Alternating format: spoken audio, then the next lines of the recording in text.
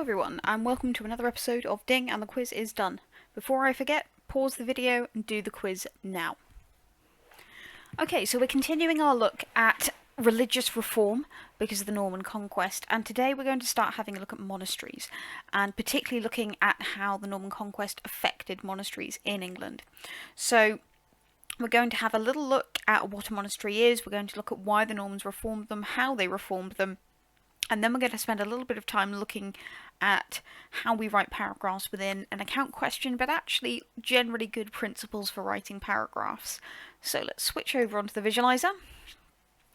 We've got a reading written by me today, so it is going to be count the mistake, I'm afraid. And let's start with our keywords. So first and foremost, a monastery, a building or buildings in which a closed community of men who have dedicated to a religion live. So when we talk about a monastic order, we're talking about a group of monks who live in a monastery. And as it says in the definition, these are people who have decided to give up a large part of their lives in order to ensure that they are entirely dedicated to God. So in a similar way to how priests would be expected to practice celibacy, or people were not expected to worship relics by l'enfant, these are the kind of restrictions we're talking about, but for monks and for women nuns, it's a lot stricter. So most monks would be expected to take, I think it's 5 vows. Let's see if I can remember them off the top of my head.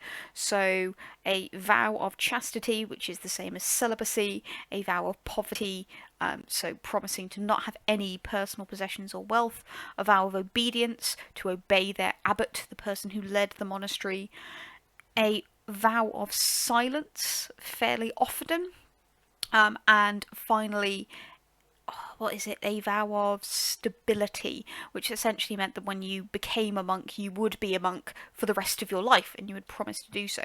So these were people living in a very strict, regimented way of life, dedicating their lives to God to make sure they are as focused on God and the Bible as possible. Alms is food or money given to the poor. If we say that somebody is contemporary, it means living or existing at the time.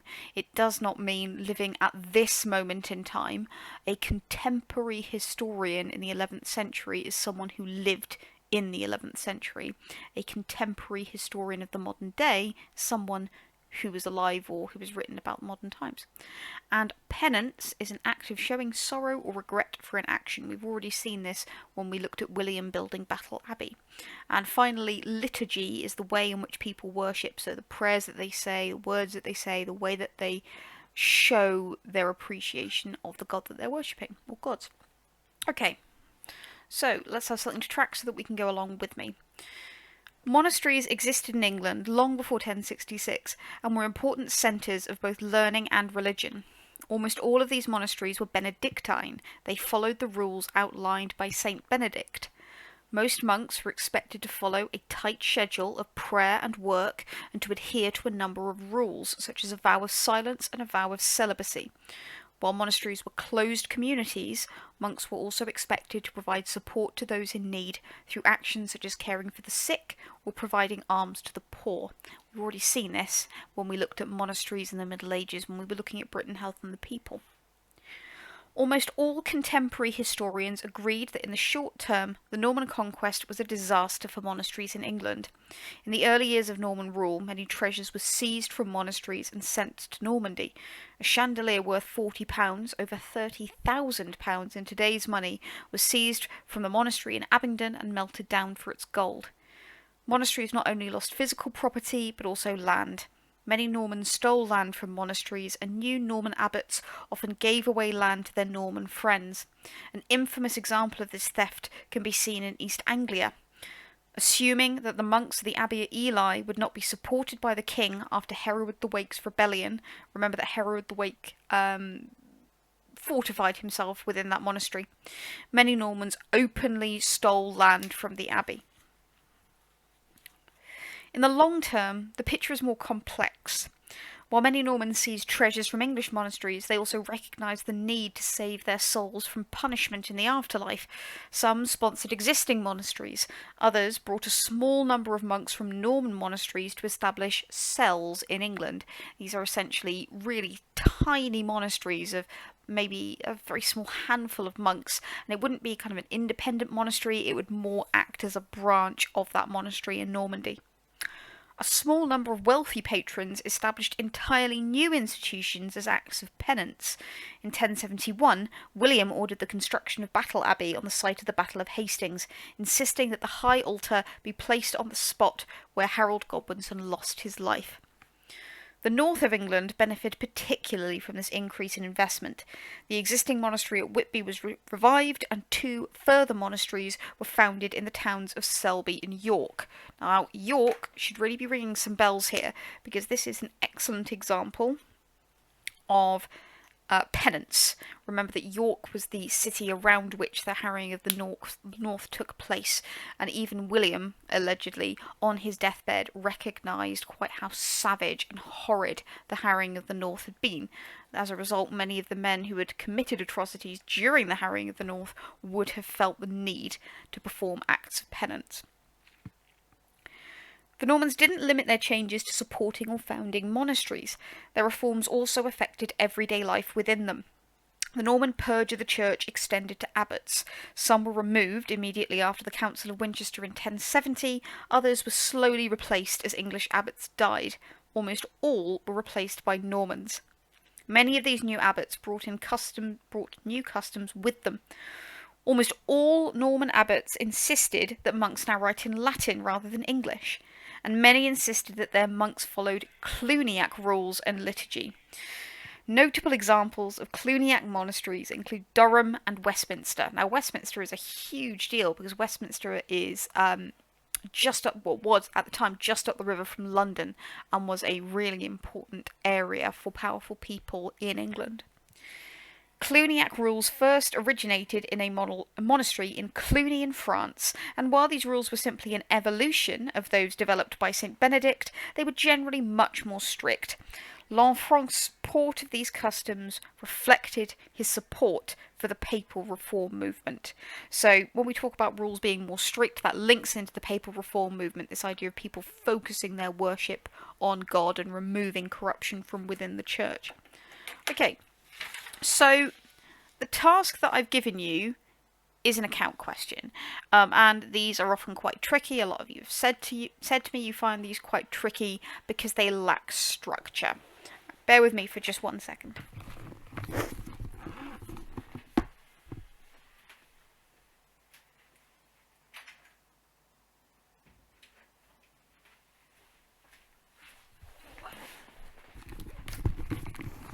Apologies, I think my other half is watching an action film downstairs. Right, so, as I said, this is an account question, which can often be quite difficult because it lacks direction.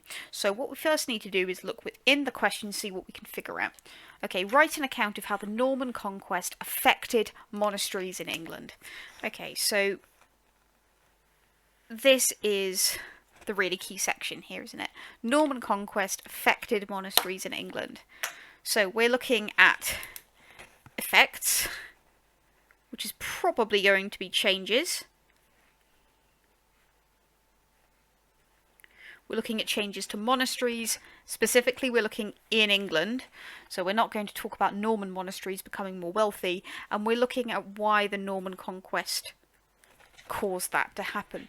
So what we need to do now is go back into the reading and say, okay, what changes can I find to Norman monasteries? To monasteries in England. Apologies. So pause the video and do that now. Okay, so we've got several that we can talk about here. Our first paragraph is talking about losses to monasteries in the short term. So we've got loss of treasures, things like our chandelier, but we also have loss of land. In our second paragraph, we have, again, a couple of changes. We've got the establishment of new monasteries in England. So we've got whole new monasteries like Battle Abbey. We also have the establishment of these smaller cells, which are extensions of Norman monasteries. And we have an increasing investment in monasteries that already exist. Now, I believe in your previous reading, I gave Bury St Edmunds as an example, and that was a monastery that Norman Knights massively invested in after the conquest. It already existed, but it received a lot more money as a result of Norman Knights investing in it. Okay, so we've got the loss of treasure, the loss of land, growth and investment in existing monasteries, the creation of new monasteries and these foreign cells. We also, particularly in the north of England. Then we have changes in leadership, so the introduction of Norman abbots, writing in Latin, and the introduction of Cluniac rules and liturgy, actually, because both of those are important. So we've got loads and loads of different changes that we can talk about, but what we now need to decide is, okay, which one of these am I actually going to be able to get a solid paragraph out of? Because for some of these, you're going to be able to get a couple of sentences, and that's about it. So there are a few that I think you can probably... well, there's one actually that I reckon you can pretty much entirely cut out, and it's this one here, writing in Latin. Now, this is going to come up later when we talk about Norman education or education in Norman England, but I just don't think you can get a paragraph out of that. You're going to get a couple of sentences. The rest of them, I reckon you can get something fairly substantial out of. The only thing that I think you need to be careful of is this one here, the replacement of English abbots with Norman abbots, because that on its own I don't think would make an entire paragraph. What you would then need to do is explain the consequences of that change in leadership for life in monasteries. So you can talk about the loss of property in terms of both treasure and land. You can talk about investment in existing monasteries, the founding of new monasteries. You could talk about the consequences of changes in leadership as well. So you've got loads of possible options here, and I want you to start thinking about your paragraphs as a loop. And the reason why is because a lot of you are writing chains of reasoning that are just kind of left hanging. I want you to almost think of your chain of reasoning like a necklace, and I'm going to show you what I mean. So I'm just going to get my teacher copy, which I believe is this one. Let's get rid of the grid so we can actually see what we're doing.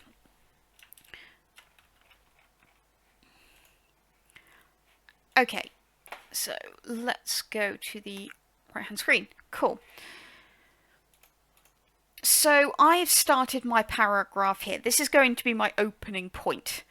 One way in which the Norman conquest changed monasteries in England is that routines and rules within monasteries generally became more strict. That is my opening point. Here's what I'm going to talk about, but this also needs to be where I get to. This should be my finishing point.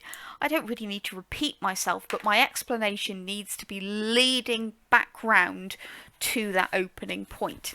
So, I start off with the purge of the church in 1070. That led to the long-term replacement of English church leadership with Norman leadership. Okay, so Norman leaders are now in charge of abbeys and monasteries. Cluniac monasteries were becoming more common in Normandy. Lanfranc supported Cluniac customs. Therefore, many of these new Norman abbots introduced Cluniac customs. And Cluniac monasteries were generally more strict, and therefore routines and rules between monasteries became more strict. So you can see it's both my opening point and the end of my chain of reasoning, which means I've got a really tight paragraph that fits together. Now, I'm trying to think about one thing that we need to include here, which I think I have been kind enough to include. Yes, excellent. Is specific examples. That's the only thing that's really missing from this planning. So if you go back to the reading, you've got a couple of examples that you could talk about. I've included Durham and Westminster. Now these are both major religious settlements, and so they're really good examples to use. Okay, so at the bottom I've given you, and you have as well, this example paragraph, and this is just designed to show you how this planning turns into this paragraph. So And there's a spelling error. There we go. One way in which the Norman conquest affected monasteries is that rules within monasteries generally became more strict. In 1070, the Council of Westminster began a purge of the leadership of the English Church. While this change was gradual within monasteries, over time the vast majority of English abbots were replaced with Normans. Cluniac customs were becoming more popular in France, and Lanfranc, the Archbishop of Canterbury, also encouraged abbots to adopt Cluniac rules and liturgy within their monasteries.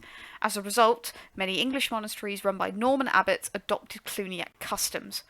Although Cluniac monasteries were an offshoot of Benedictine monasteries, they were generally more strict. As a result, many English monasteries, which had previously followed, how that should be followed rather than following, which had previously followed Benedictine rules, were forced to adhere to stricter rules. So it all comes back together. Now you'll notice that my paragraph is not identical to this. I've added in those extra bits of information just to demonstrate the depth of my knowledge.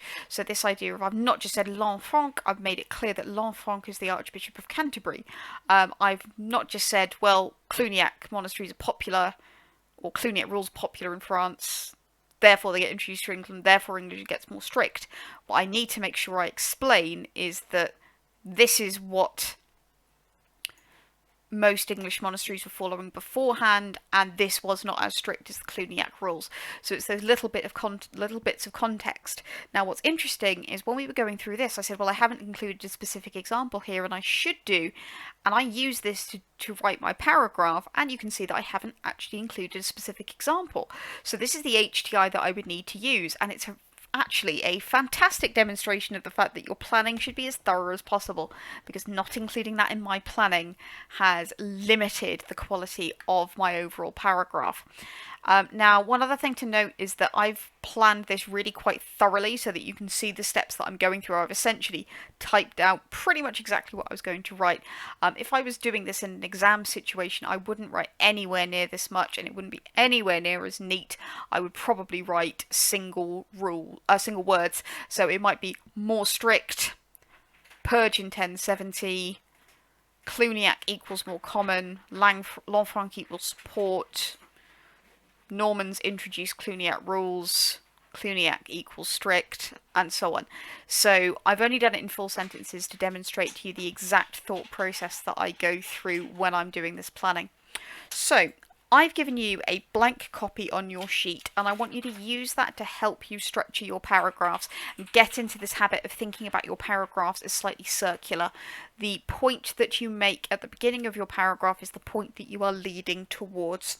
So 10 minutes on your own, write your answer. Feel free to use this planning process as well, and then take a picture and email it over to me, and I will give you feedback in time for our next lesson, which should be next week. Okay, thank you very much, and I'll see you next time.